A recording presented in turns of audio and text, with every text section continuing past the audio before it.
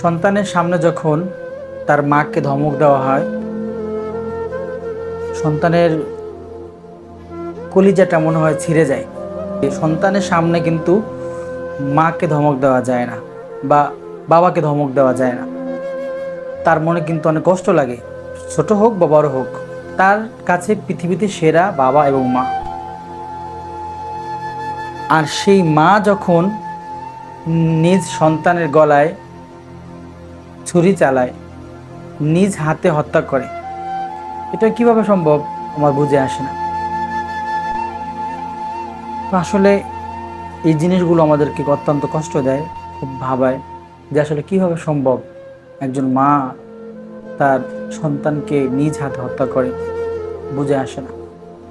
যাই হোক, আল্লাহ তাআলা আমাদেরকে ওই সমস্ত মা থেকে হেফাজত করুক। ওই বাংলার প্রতিটি ঘর থেকে ওই ধরনের মায়েদেরকে হেদায়েত দান করুক।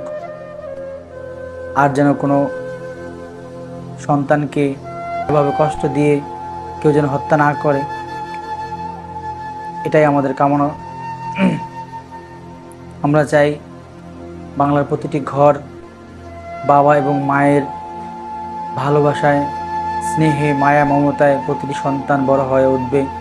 তারা আমাদের ভবিষ্যৎ, তারা দেশ গড়বে, তারা কোরআন মানুষের ঘরে পৌঁছে দেবে, তারা রাষ্ট্র পরিচালনা করবে।